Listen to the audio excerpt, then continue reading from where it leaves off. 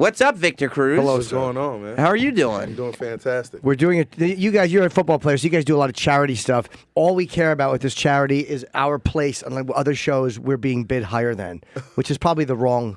No, I think vibe so. to have They're with auctioning charity. off like the chance to sit in the studio with some of the shows. Gotcha. And like we want to make sure that we're like beating Andy Cohen, and we are beating Absolutely. Andy Cohen, beating Jenny McCarthy. Like we just want to make sure. I don't care how much goes to the charity, but as long as we're number As long as one, you win. Yeah. Absolutely. That's what it's all about. As then long we're as gonna- we look better. then we're going to use it as a negotiation tactic with the company. Right now, we're not doing that. We're not doing poorly, but we're not doing amazingly. We want to do better. Yeah, we'd like to do a little better. So we've tweeted out the link and everything. I guess it goes to charity, but I'll mainly. retweet it. I'll retweet it. See You what will? happens. See what happens. Thank you. Get Thank you guys you. out there. Yes. Victor Cruz, the face of Gillette right now, right? Yes. Gillette Clinical Clear Gel. Now, is it a pain in the ass, though, to know that, like, you're going to go around today, tell the world about Gillette? Not that that's a pain in the ass, but knowing, like, yesterday you're in Gillette's Pittsburgh. fantastic, by Right. the way. Gillette rules. I Gillette's use great. Gillette.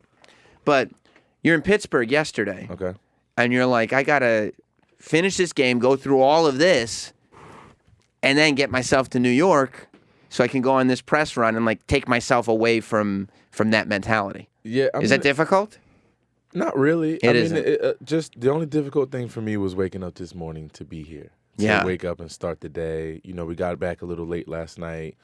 Got back around midnight, 1 a.m., something like that. And then to go to sleep and wake up and have to do this. That was the hardest part. But other than that, once you get going, get rolling, it's always fun. Gillette Clinical Clear Gel is fantastic. I put it on this morning. So it Feel You do helps- fresh. smell good. Help me get my I day didn't want going. to say that when you walked in, but It's you okay. smell rather delightful. Comfortable men here. All right, yeah, good, that's right? right. Bunch of men just complimenting You each can other. say I smell fantastic. It's fine. You do. It's fine, I would say promise. you smell like a really quite delightful.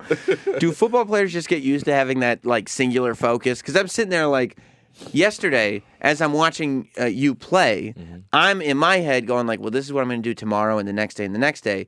But like, you can't do that. Like No, you have to sit there and be like, this is what I'm focused on. This today I'm focused on Gillette. Tomorrow I'm going to be focused on that. Is that is that a discipline you have to learn? Absolutely. I mean, as an athlete, you have to learn how to compartmentalize certain things. When you're in that moment, you have to focus on that moment, not think of anything else.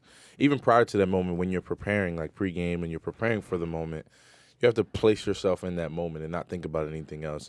And I think as athletes, that's one of the biggest keys, one of the biggest attributes that you can have is being able to lock in and focus on that moment. And then when that moment's over, we move on to the next. So what do you do when you start to lose, like when you start wandering? Because I wander all the time. It's really hard to stay focused. There's got to be a time where you're like in the huddle and you're like, what the fuck did he just say? Or Well, I like didn't you're hear like you, in the sir. middle, like you're in the field, you're waiting for something, and then you're just thinking about like, oh, what was I watching on TV? Oh shit, Like, I'm out of it. I've Like- spaced on lines before. Like, what am I supposed to say next? Like, you ever run a pattern where you're like, I don't know if it's coming to me or not? The beauty of football is that it's a team sport. So the minute something goes wrong, or you're not, or you forget something, I can just look over at Odell or Sterling and be like, "Hey, what was the play? What did he say?" You have other people to lean on. So it's so football's a little bit different. But there's definitely times where you space out, but you just kind of realign your focus, get back in the moment, and you'll be good to go. Were you annoyed yesterday? You were not pleased. I wouldn't say annoyed. Not pleased is obviously a better term. Anytime you go through a game where you plan and work your butt off all week long to prepare,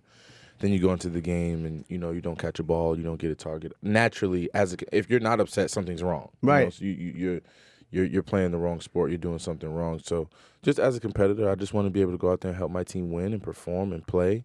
And unfortunately, I didn't get a chance to do that individually last night. What happens during the game? Is there a point where you're like, okay, is it going to come to me or is it not? Like, I don't know. Do you ask? Would you say to the guy, like, hey, are you going to throw it to me? Do you ask Eli Manning or no? Not necessarily. Obviously, you understand the schemes and everything that we're trying to do as an offense and getting things going on the right foot. But as the game goes on and, goes later and later into the game, you kind of see how it's shaping out. And you can kind of see that, if it isn't this series, it isn't going to be the next series that I'm going to get a catch and, all those things. So, it sucks. And it's not the greatest feeling the next day. It's somewhat embarrassing even. And you just want to try your hardest to, do better than that the next week. Is there an instinct? There's got to be, and this is in any time you're doing any type of sport, where something happens and somebody screws up, whether it's a pass dropped or it's overthrown, and you're like, I was open. Yeah. Like, why did you make that mistake? Why didn't you come here? But are you allowed to say that in front of the other team members or no? I think there's a way to say it. I mean, obviously you can go and be disgruntled and be like, man, I was open on that and make a scene. Or Have you seen guys do that? Of course. Yeah. I mean, you see that all over, the league from time to time when guys don't get the ball or whatever the case may be. But the right way to do it is to go up to Eli like, hey, man, I was open on that last one. Just, take a peek my way next time we call that call. Can you Just actually look do over that, though? Like, I mean, we've You all can. seen, like, Odell is notorious for throwing tantrums, like, on the sideline. And then it's like you take this breath and you get it out of you.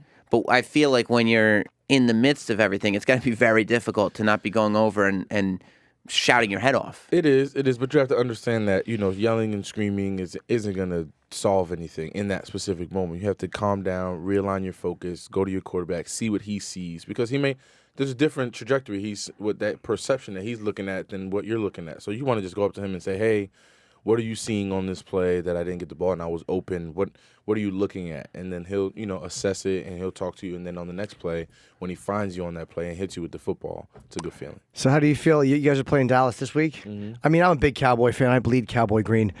I don't think that's the color. Oh, I'm sorry. It's a different Cowboy team, I think. Yeah, I stopped watching. I watched for a long time. Jim likes to watch the Cowboys when they're doing they're very, doing very well. It's kind of hard not to watch and the take team. credit for it. Yeah. I mean, once they were 1-1, I said, this is going to be their year. I just had a feeling that there was a big win streak coming up. You knew it. Yeah. Oh, I wow. kind of sensed it. But you guys are, what are you guys, 8-4? We're 8-4 now, yes. So do you feel, I guess you feel confident. Do you ever play a team? You can't say you don't feel confident, but like, let's say over the past years, do you ever play somebody and go like, we're going to get our asses kicked this week? Like, there's got to be a time where you know. No way. No, I mean, never? You go into every game understanding that you got a shot to win. If you do all the things right, if you execute properly, you can beat any team on any given day. That's the beauty of the NFL. The parity, in most years is pretty crazy. It can be very, very tight, close-knit, and teams are very much in the middle of the pack until you get one of those years like the Cowboys at 11-1 and things like that. I panic as a fan, though, when I see that. I don't want 11-1 because that means they're due. Right, they're due for a It loss. was almost like, what was it when the Vikings, was it Morton Anderson, the kicker at that time, when he was like, he had not missed a field goal all season? And you're like, that's a terrible, terrible streak to be on. Because Right. you're going to miss once, and it's going to be when they needed to go to the playoffs. Of course. How do you? And I would imagine that feeling of like anything can happen probably only gets better when like you go into a Super Bowl as the underdog, and you walk out. It's like, yeah, this proves it that you can't go into a game and think you're going to lose. But how do you talk about like individual accomplishments and then being on a team? How do you keep your ego in check? Because at times, like especially when the media just decides you're the guy, like after that Super Bowl, it was all about you. You know what I mean? When it was Victor Cruz, when you talked about the Giants, it was you, it was the dance, it was the whole deal. Like, how do you stop yourself from going back next season and like being like, okay, guys, stars here. Exactly. We can do this. I think a lot of it has to do with two things. One are my teammates. Teammates, they don't care about any of that stuff. When you're in that locker room, you're another teammate, and you're a guy that, they're going to joke and laugh and poke fun. And, so my teammates keep me humble and keep me honest. And then my family, my support system. My mom doesn't give a rat's, about Super Bowls or catching footballs or any of that. She wants me to take the garbage out if I go by her house. She wants me to, clean up after myself properly when I get over there. So she's the one in my family and my circle are the ones that keep me level-headed and keep me, they don't care about the touchdowns. Obviously, they're cheering and they're happy. Right. And they don't mind seeing you on, Exactly. on whatever it is, Regis and Kelly, I guess. Well, how bad is it trying to? What's the word? How many tickets to family? The family asked for tickets. It's like, it's the worst. Isn't it awful? Why? Because your Well, family No, because wants there's so many people that want. I mean, even Well, if I'm there's- operating at a deficit because I'm from this area. I'm born and raised in Paterson, New Jersey. Oh yeah, so all your friends who you haven't spoken to are coming out of the and woodworks. as you can imagine, there's so many cousins that I never met that are calling me for this Cowboy game. this Oh, weekend, yeah. Oh yeah. that I'm just like, who's your uncle again? Like, oh no, your know dad's him. who? Like, I'm not sure I remember him. Like, who was he at the reunion? I don't know. do they you not know know- that you get a certain number of tickets and that's it?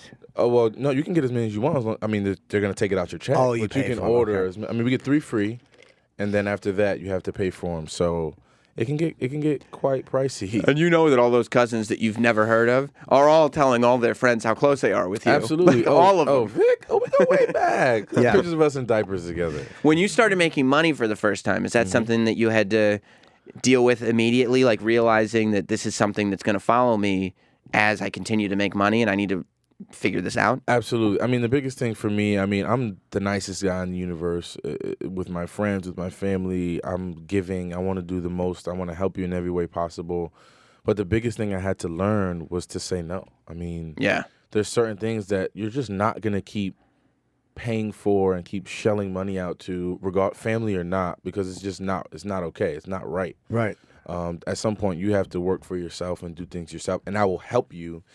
And it doesn't always have to be monetary. You know, it can always be with my presence or with a connection or a resource or whatever the case may be. So that was the biggest thing I had to learn, was just how to say no. And playing football, everybody knows your salary. Yeah, it's a public thing. It's not like you can lie and go the like, best part is they think that, you know, if someone signs for $20 million guaranteed, they think you got a check for $20 million, like, right? up front. And it's in the bank, it's right there. It's checked in, and they want $1 million of it. Like, you can spare $1 million, you're fine. Yeah. So You're that's like, I'm waiting for it. That's one of the biggest misconceptions. Like, how do you also deal? You're talking about, I guess, I don't know if it's an ego question or what it is, but when the media decides that they have like a shiny new toy, right, and all of the headlines start going like Odell's way, and everybody's talking about this guy, where everybody used to be talking about you. It doesn't change what's going on the field. It's just this is the guy that they're all talking about.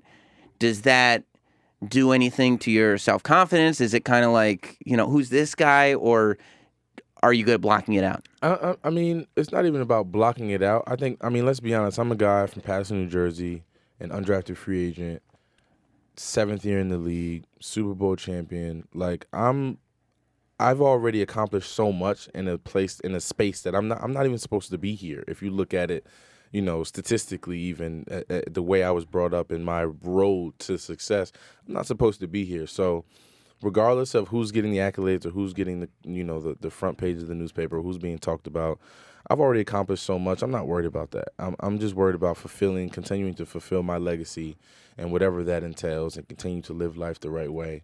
And you go from there. And obviously Odell's, I mean, he's like a brother to me. Mm-hmm. So, you know, none of that stuff can ever affect me or you know, rub me the wrong way. Well, I'll tell you this, Gillette Clinical Clear Gel, I don't know if you guys have heard about this deodorant. It helps you stay 3 times drier and fresher. It's the real deal. And I'm not being polite when I say he smells really good. He does, right? I'm creepy to keep saying that to another gentleman. You can say fantastic. It's okay. It's okay. Yeah, it's very good. All right, Thank you. Well, good luck. Victor Cruz. I hope you have a great game this week and just lose by close. Right. I hope it's close. I hope you guys do well, but lose close. And then you can't root against Dallas.